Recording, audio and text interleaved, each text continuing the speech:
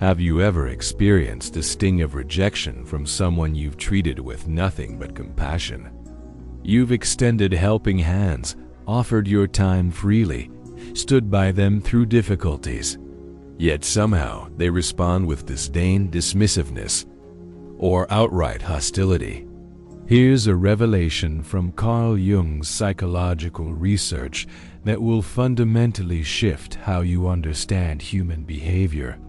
The common assumption is that generosity naturally invites generosity in return. However, Jung's extensive exploration of the human mind uncovered something deeply unsettling.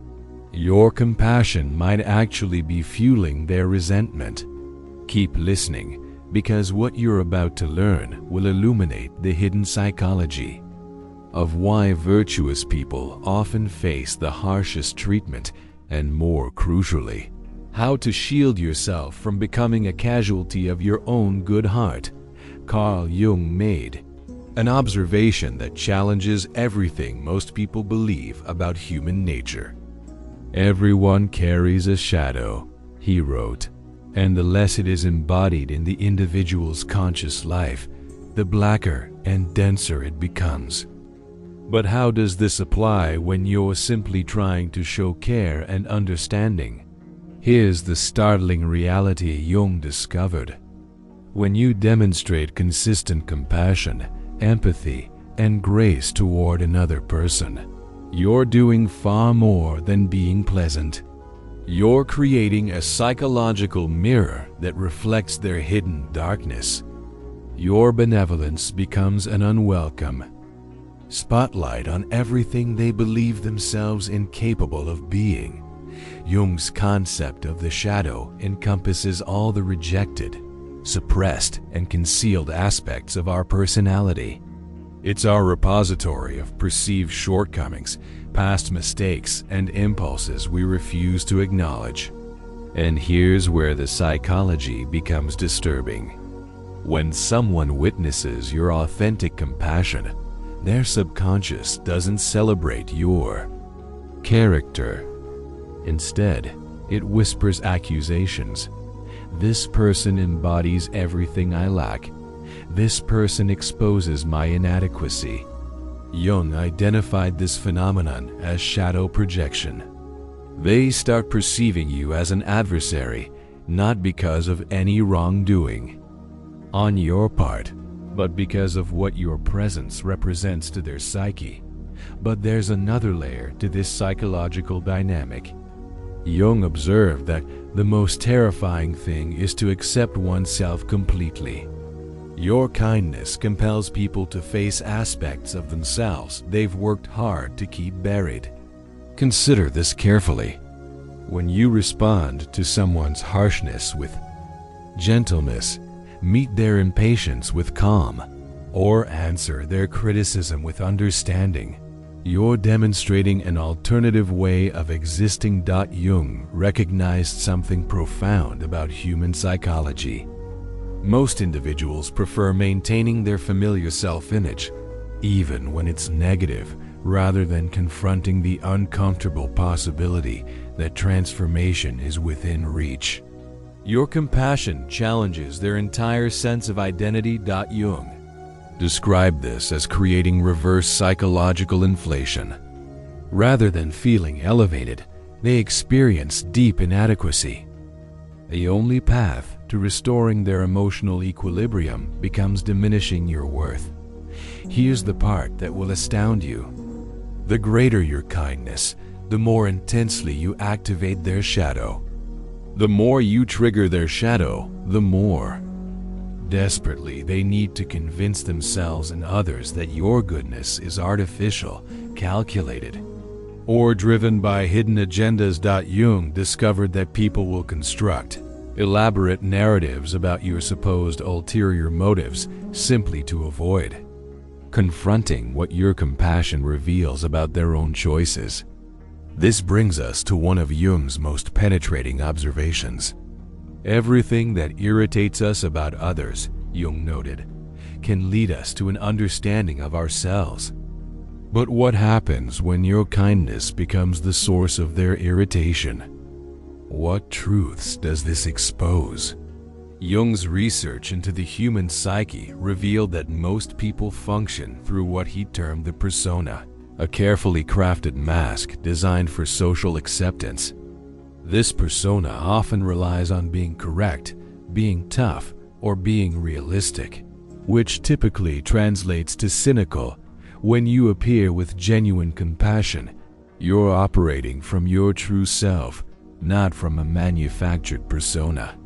This creates enormous psychological tension for those trapped behind their masks.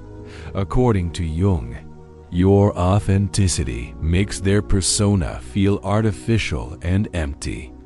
Since they cannot acknowledge this to themselves, they must reframe you as the source of their discomfort. But Jung's insights reveal an even more twisted dynamic. People frequently attack the very qualities in you that they secretly long to possess. They'll label your compassion as weakness, your patience as foolishness, and your understanding as naivety. Why does this happen? Because acknowledging your strength would require admitting their own deficiencies. This is what Jung called projection. They're transferring their internal struggles onto you. Their anger isn't truly directed at your kindness. It's fury at their own absence of it. This realization leads us to a crucial understanding. Jung wrote, "Your vision becomes clear when you look into your heart. Who looks outside dreams. Who looks inside awakens." But what occurs when your awakened state threatens someone else's comfortable illusions? Jung discovered that most people navigate life unconsciously, following crowd mentalities, meeting expectations, never examining their patterns or behaviors. Jung termed this state being unconscious.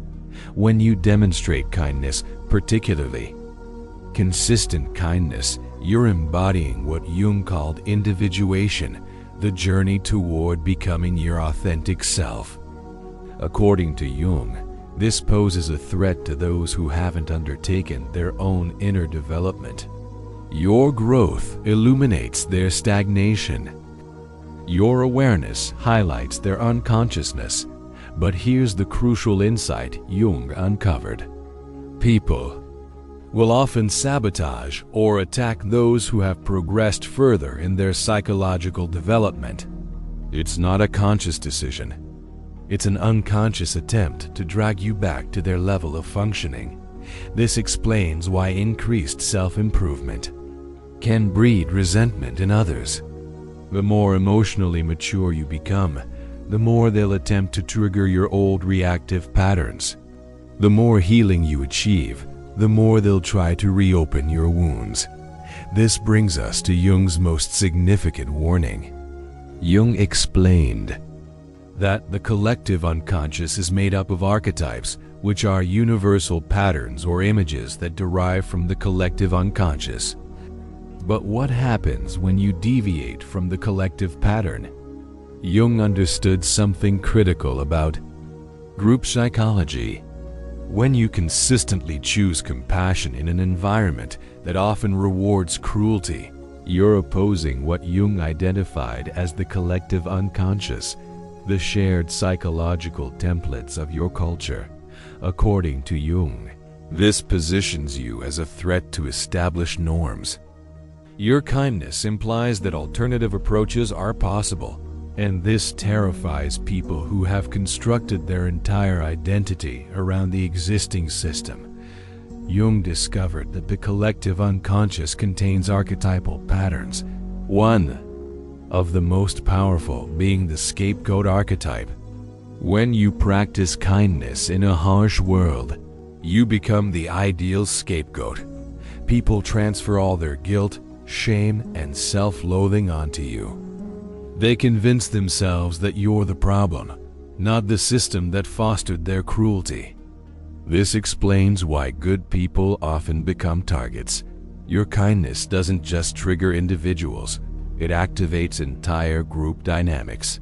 People will band together against you, not because of your actions, But because of what you symbolize, this leads us to the most crucial question. Jung said, the privilege of a lifetime is being who you are. But what if authentic self-expression invites hatred from others? Here's Jung's profound insight. Those who despise your kindness are actually revealing something essential about yourself. They're exposing where you might be surrendering your power, where you might be seeking validation through good actions. According to Jung, genuine kindness emerges from strength, not vulnerability. It stems from healthy boundaries, not people-pleasing tendencies. But here's an uncomfortable truth Jung would emphasize. Sometimes people hate your kindness because it isn't actually kindness. It's a form of control. Jung would suggest you're attempting to manipulate others' perceptions by being good. This is what Jung identified as the helper's neurosis. When you're kind to receive something in return, approval, acceptance, love, you're not being authentic. You're performing kindness, and people detect this inauthenticity. Jung discovered that performative kindness actually generates more hatred than genuine kindness because it feels manipulative and dishonest. So how can you distinguish between them? Jung said, I am not what happened to me. I am what I choose to become. This is where Jung's wisdom becomes transformative. Jung's approach to dealing with projection and hatred starts with recognizing that their hatred of your kindness isn't about you. It's about them. It's about their relationship with their own shadow, their unhealed trauma, their fears. According to Jung, once you grasp this, you can consciously choose your response. You can continue being kind, but from a position of strength, rather than weakness. But Jung emphasized a crucial point. You must also examine your own motivations. Are you being kind because it's authentic to your nature, or because you want something in return? This is what Jung called shadow work. You must confront the parts of yourself that seek validation through good deeds. You must face the parts of yourself that want to be perceived as the virtuous person in every situation. Only after integrating your own shadow can you offer genuine kindness without expecting anything in return. This leads to a profound realization. Jung observed, everything that irritates us about others can lead us to an understanding of ourselves. But what if the irritation is teaching you about boundaries? Jung understood that healthy relationships require boundaries. True kindness demands boundaries. When you're kind without boundaries, you're not being kind. You're being codependent. You're enabling others to project their shadow onto you. According to Jung, psychologically healthy people appreciate genuine kindness because they're not threatened by it.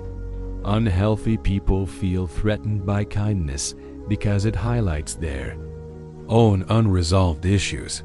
But here's the transformative insight.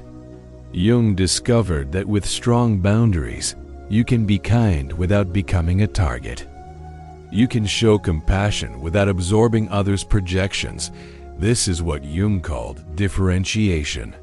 You remain yourself while allowing others to be themselves.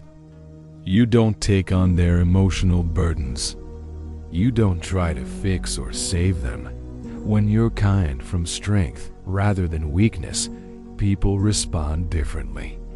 They can't project their inadequacy onto you because you're not trying to prove anything, but there's still more to understand. Jung said, until you make the unconscious conscious, it will direct your life and you will call it fate. One of the most unconscious patterns is the victim-rescuer dynamic. Jung discovered that many people who experience hatred for their kindness are trapped in what he identified as the rescuer role. They're unconsciously seeking victims to save. According to Jung, This creates a psychological dynamic where the victim eventually resents the rescuer because the relationship is built on inequality. But here's the twisted element. The rescuer often unconsciously selects people who will eventually turn against them, because deep down they believe they deserve punishment for their superiority. Jung discovered this is a form of unconscious self-sabotage. The person is recreating childhood dynamics where they were punished for being good. This explains why the same pattern keeps repeating. If you consistently attract people who hate your kindness, Jung would say you're unconsciously choosing them. You're seeking people who will confirm your deepest fears about yourself. This brings us to the ultimate truth. Jung said, your task is not to seek for love, but merely to seek and find all the barriers within yourself that you have built against it. This applies equally to kindness. Jung's final insight is this: the goal isn't to abandon kindness. The goal is to remove the barriers that make your kindness a target for hatred. According to Jung, these barriers include seeking validation through good deeds, trying to control others' perceptions of you, rescuing others to feel superior, avoiding your own shadow through performative goodness, lacking boundaries that protect your energy. But here's the beautiful part. When you remove these barriers, your kindness becomes powerful. It flows from abundance, not emptiness. It comes from strength, not weakness. Jung discovered that this kind of authentic kindness is rarely hated because it doesn't threaten anyone. It doesn't make people feel inadequate because it's not trying to prove anything. This is where transformation occurs. Jung said, the most terrifying thing is to accept oneself completely. And when you accept yourself completely, including your shadow, your kindness becomes unshakable. Jung realized that authentic kindness doesn't need positive reception. It doesn't require appreciation. It doesn't need to change anyone. According to Jung, authentic kindness is simply an expression of your true nature, not a strategy to obtain something you desire. But here's the paradox. When your kindness becomes authentic, people are less likely to hate it.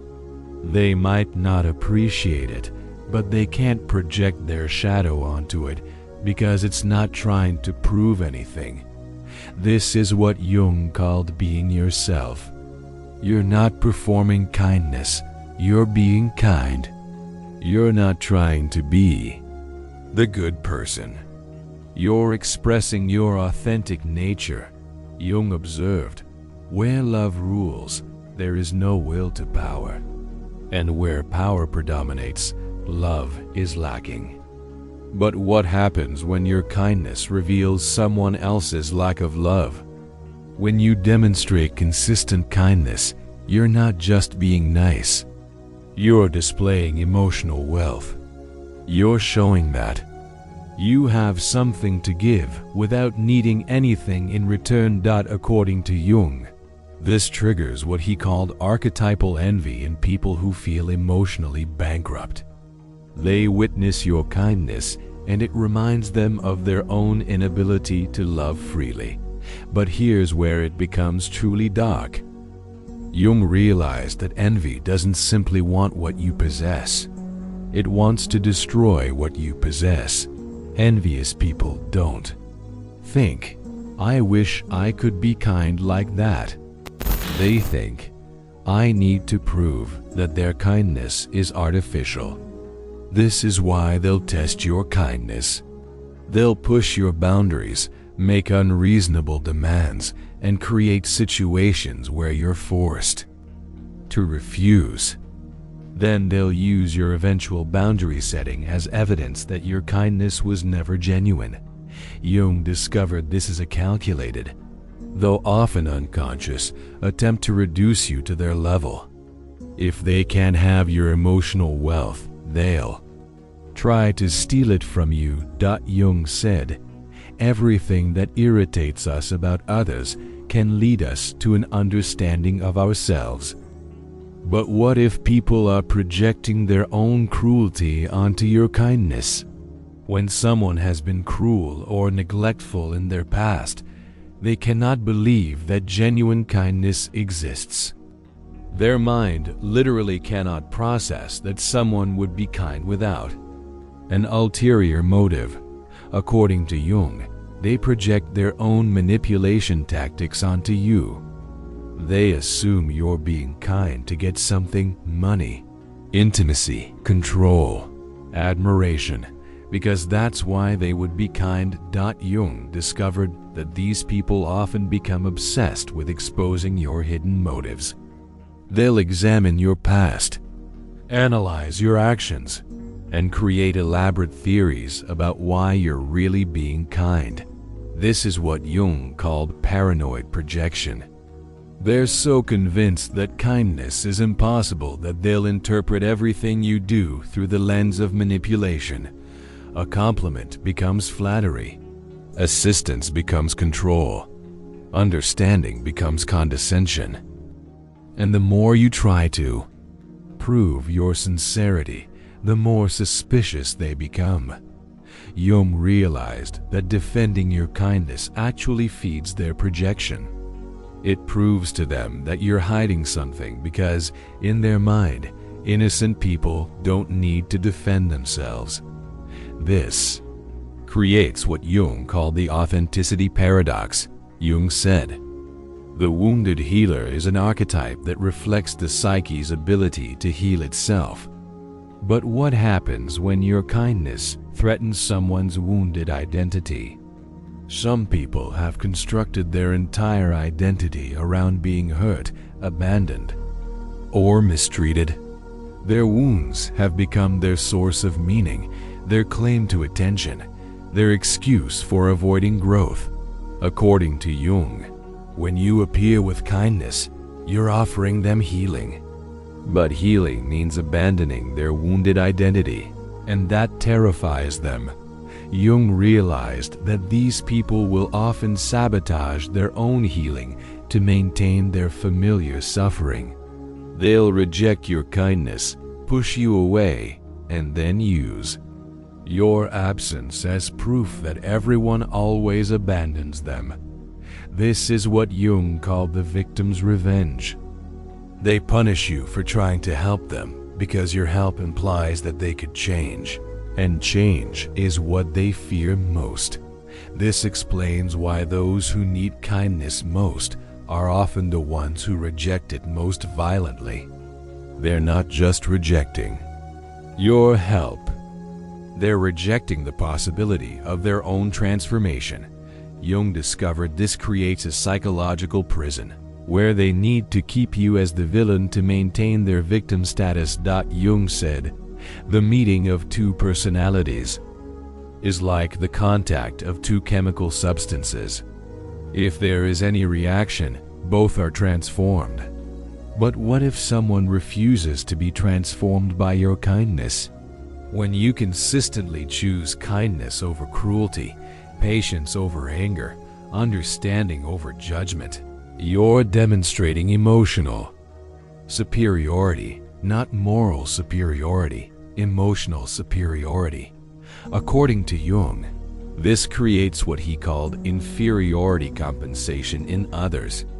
They feel diminished next to your emotional maturity, so they need to find ways to bring you down to their level. Jung discovered that they'll often use your kindness as a weapon against you. They'll call you too nice, naive, or weak to make themselves feel stronger by comparison. This is what Jung called defensive devaluation. They can't attack your kindness directly, so they attack your intelligence, your strength, or your worldliness. They need to convince themselves and others that kindness equals stupidity. Jung realized that some people would rather be cruel and smart than kind and naive. They've equated emotional intelligence with intellectual weakness. But here's where Jung's insight becomes liberating.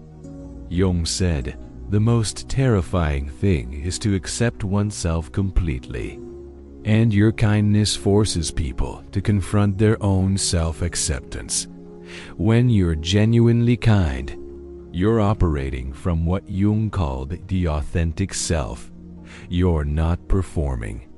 You're not calculating. You're simply being. According to Jung, this authenticity functions like a truth detector. It reveals everyone else's inauthenticity, and that makes them deeply uncomfortable. Jung realized that people who hate your kindness are often people who have never experienced their own authenticity. They've been performing their whole lives, so they can't believe that you're not performing too. This is what Jung called the performance trap. They're so accustomed to manipulating others through their behavior that they assume everyone else is doing the same thing. Your genuine kindness shatters their understanding of how the world operates. This creates what Jung called cognitive dissonance. Their mind cannot reconcile the existence of genuine kindness with their worldview, that everyone is selfish and manipulative. So they have two choices: either change their entire worldview or convince themselves that your kindness is fake. Guess which one they choose. But here's where Jung's wisdom becomes transformative. Jung said, "Your vision becomes clear when you look into your heart. Who looks outside dreams. Who looks inside awakens." Awakening means developing what Jung called emotional sobriety. Just as an alcoholic needs to stay sober around alcohol, emotionally healthy people need to stay sober around emotional manipulation. According to Jung, when you're emotionally sober, you can see clearly when someone is projecting their wounds onto your kindness. You don't take it personally because you understand it's not about you. Jung realized that emotional sobriety doesn't mean becoming cold or distant. It means being kind without being naive, compassionate without being codependent. This is what Jung called conscious compassion. You can see someone's pain without taking on their pain. You can understand their projection without accepting their projection. You can be kind without being a victim. When you're emotionally sober, their hatred of your kindness becomes information, not injury. It tells you about their inner world, not your worth. Jung discovered this allows you to maintain your kindness while protecting your energy. You don't become cruel in response to their cruelty, but you don't become a doormat either. Jung said, "I am not what happened to me. I am what I choose to become." And what you choose to become determines how your kindness is received. People don't hate genuine kindness. They hate the threat that kindness represents to their ego, their persona, their unhealed wounds. According to Jung, your responsibility is not to make your kindness palatable to wounded people. Your responsibility is to ensure your kindness is genuine, boundaried, and comes from a place of strength. Jung discovered that the same kindness that triggers hatred in some people creates deep appreciation in others. The difference is their level of consciousness and self-acceptance. So here's your choice. You can continue being kind while protecting yourself from projection.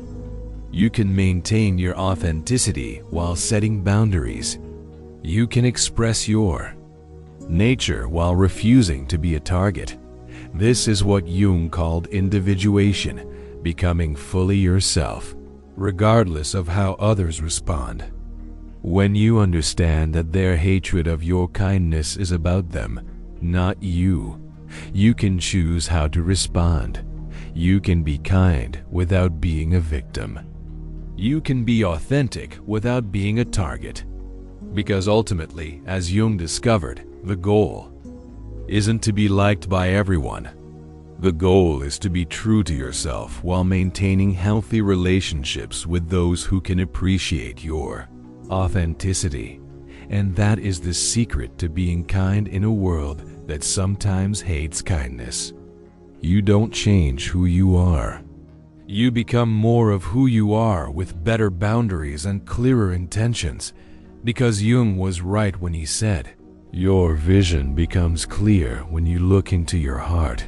Who looks outside dreams. Who looks inside awakens." And an awakened person's kindness is unshakable. Here's the final truth Jung would want you to understand. The people who hate your kindness are actually your greatest teachers. They're showing you exactly where you need stronger boundaries, clearer intentions, and deeper self-acceptance. They're not your enemies. They're your mirrors when you can. See them as mirrors instead of threats. You've mastered the art of being kind in a world that sometimes can't handle kindness. This is what Jung called the transcendent function, the ability to hold paradox, to be kind and strong, compassionate and boundaried, understanding and protected.